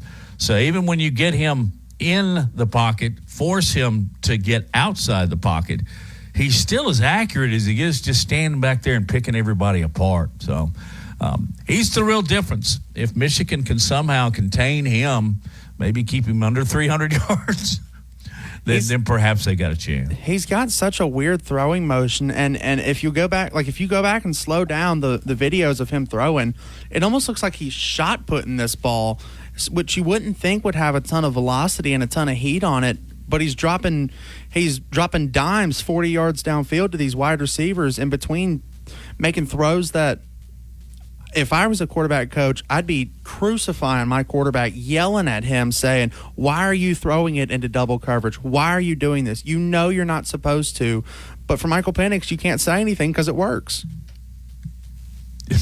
It does. But he has had a couple of games where, whether he be flustered or just kind of off his game, where he's thrown a couple of crucial interceptions. But guess what happened? They won anyway.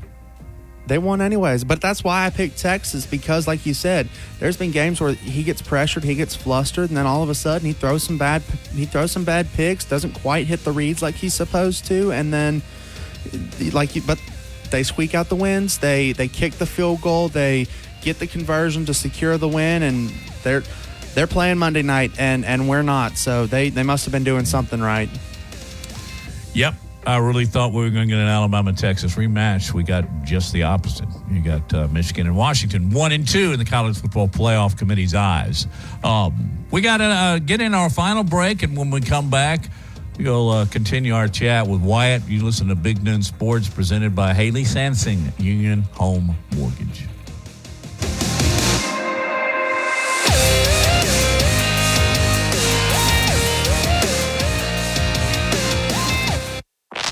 Coming up on The Game with Ryan Fowler.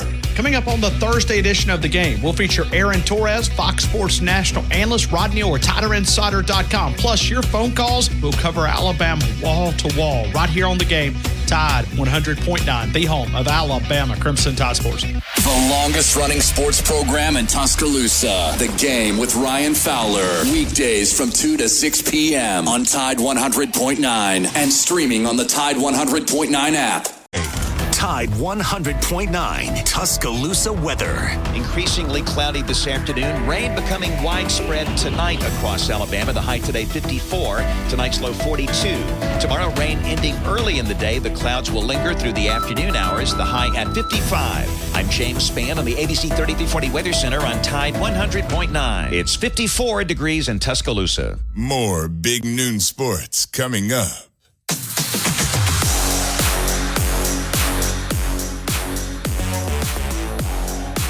Matt, Lars, Wyatt, all wrapping up this chilly Friday afternoon. Just saw this come down about an hour ago from Athlon Sports. They have already got Vegas odds on teams they think will win the national championship. You want to take a guess on who they think is number one? My shot in the dark here is going to be Georgia. It's not a shot in the dark. That's spot on. You hit the target. You know who's next? Bama. Keep going. You are on a Michael Penix pinpoint run here. I'm about to lose who do you think? Let's see. And I'm not sure what the numbers mean. Georgia is a plus 400. Alabama's a plus 550. Who do you think next is? Texas. You were really close. They're fourth. Who's third? Third, I'm not entirely sure who it could be. There could be a lot of options. Michigan. Actually, it's their rival, Ohio State. Really? I thought Michigan would be there, too. All right, let me go through the top 10. Yeah. This is according to FD Sportsbook, National Championship odds. This actually says 2025, but I got to think that's a typo. Georgia, plus 400. Alabama, plus 550. Ohio State, plus 700. Texas is plus 850. And Michigan is fifth at plus 1,000. Oregon, plus 1,200, even though they won't have Bo Nix. LSU, plus 1,500. How about Ole Miss, eighth? The Vegas odds of winning the national championship. I wonder if they did this before Judkins decided he was going to transfer. Florida State, 9th, and Notre Dame, 10th. They're your odds for making winning the national championship next year. It's going to be different, though, Wyatt, because there'll be 12 teams. And I think it was announced maybe as early as this morning or something that of the 12 teams, they're going to do it a 5 and 7. Did you see that? That the 5 automatics would be conference champs.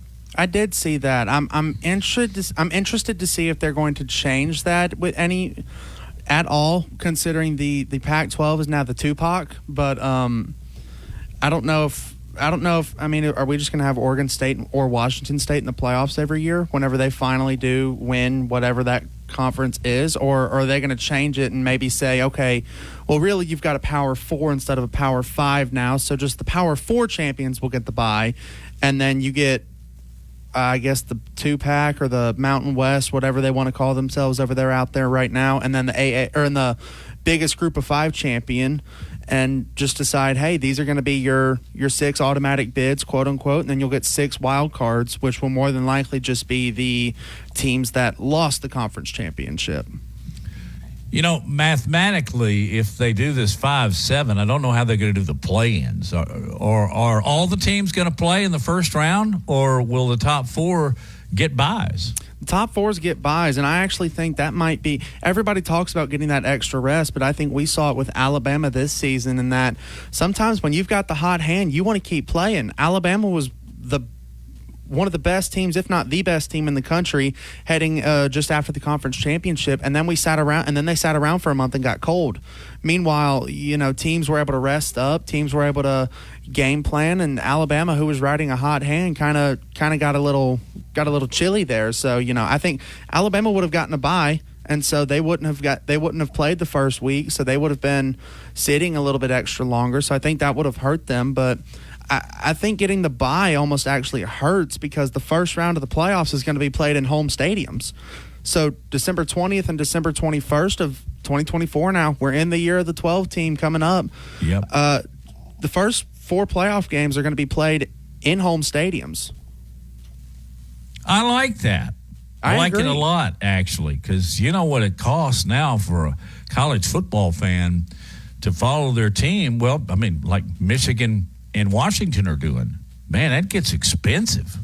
Absolutely. I mean, if you're an Alabama fan next season and it is your goal to go to every game, first off, props to you. Second off, you're going to be traveling to Wisconsin, Norman, Oklahoma, Baton Rouge, where else? Knoxville, Tennessee, and that's before we touch Atlanta for the SEC championship if Alabama ends up going, or a playoff game in Dallas or Atlanta, and then the national championship. I think it's in Atlanta again. I think the national championship's in Atlanta for this next season, but playoff game in Miami. I believe that's right. I mean, the amount of traveling that you've got to do if you're a fan of these teams, it's a lot. It is. And I think it's going to be very, very interesting to see how the other 8 teams finish. I'm trying to look up the college football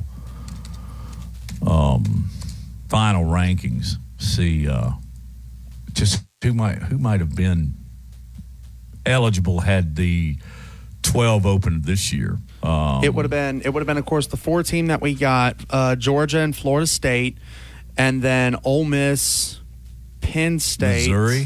Missouri would have gotten in, yep. And then I think it would have been Ole Miss, Penn State, and then Oklahoma.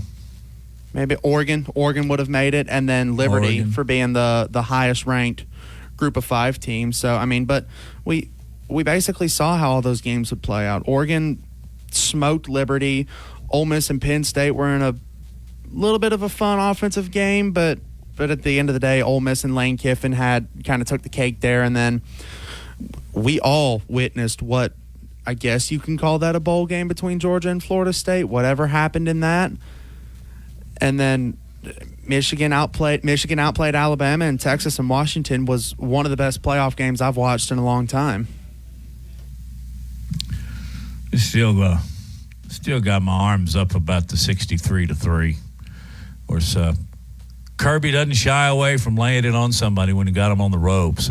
No, he doesn't. I think there might have been a better way to kind of roll that score back a little bit. But, you know, he said before he was going to make a statement, and by golly, he went out there, and he sure as heck made a statement. So, that's all water under the bridge now. We just have 2 teams remaining. It's Michigan at 14-0 and Washington at 14-0. Who's your pick?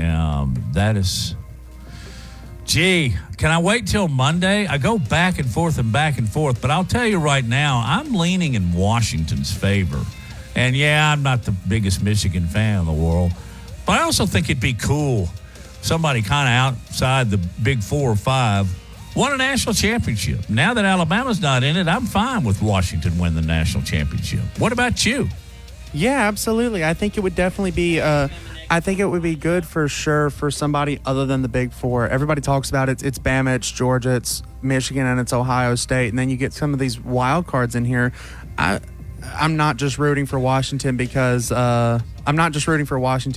Michigan did what they did to Alabama. But really and truly, I like when some of these, I don't want to call them a Cinderella story because they were the number 2 seed, but some of these outlier teams, some of these teams that you don't necessarily see always in the hunt, end up in the hunt. I was rooting hard for TCU once I figured out that they made it last year. You know, TCU made it in over Bama, and I said, all right, TCU, let's go get them. Let's ride all the way to Los Angeles, and they did until about 5 minutes to go in that first quarter, and then it was over.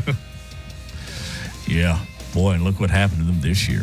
Hey, thank you for a week's job well done, Wyatt. Have a great weekend, and Monday we'll talk as we get ready to watch the national championship game from Houston.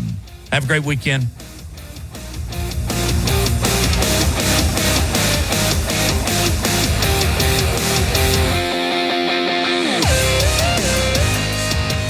This is a